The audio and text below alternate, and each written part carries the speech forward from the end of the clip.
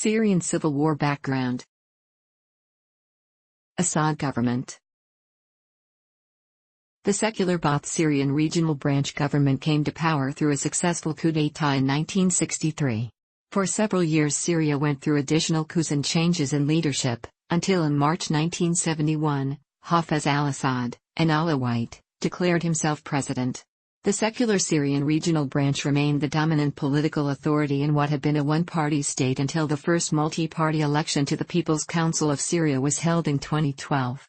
On January 31, 1973, Hafez al-Assad implemented a new constitution, which led to a national crisis.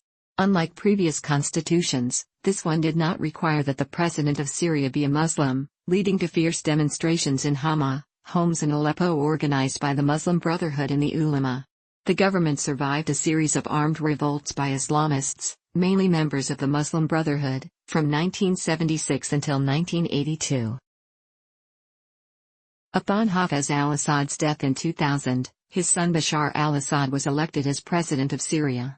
Bashar and his wife Asma, a Sunni Muslim born and educated in Britain, initially inspired hopes for democratic reforms. However, according to his critics, Bashar failed to deliver on promised reforms. President al-Assad maintained in 2017 that no moderate opposition to his rule exists, and that all opposition forces are jihadists intent on destroying his secular leadership. His view was that terrorist groups operating in Syria are linked to the agendas of foreign countries. Demographics.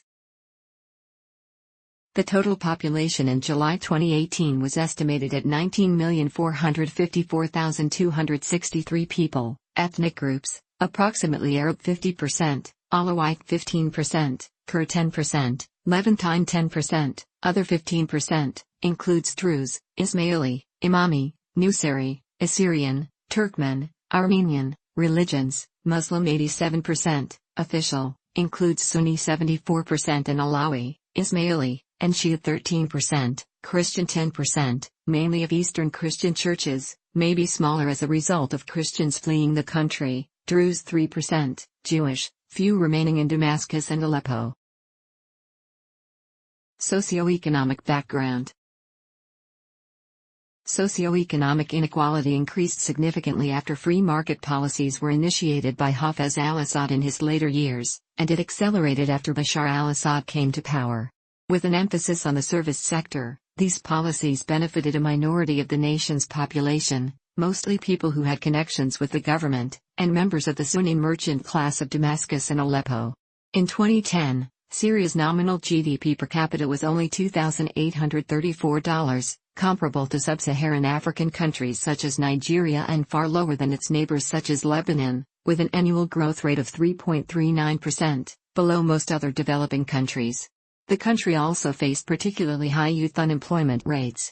At the start of the war, discontent against the government was strongest in Syria's poor areas, predominantly among conservative Sunnis.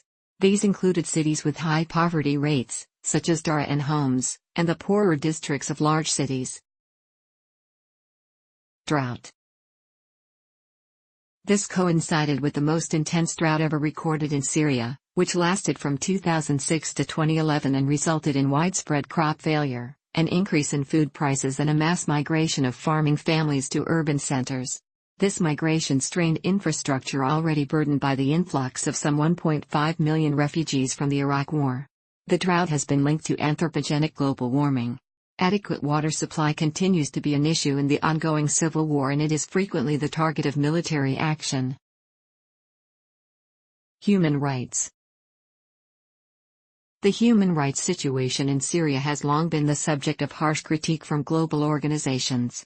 The rights of free expression, association and assembly were strictly controlled in Syria even before the uprising. The country was under emergency rule from 1963 until 2011, and public gatherings of more than 5 people were banned. Security forces had sweeping powers of arrest and detention. Despite hopes for democratic change with the 2000 Damascus Spring, Bashar al-Assad was widely regarded as having failed to implement any improvements. A Human Rights Watch report issued just before the beginning of the 2011 uprising stated that he had failed to substantially improve the state of human rights since taking power.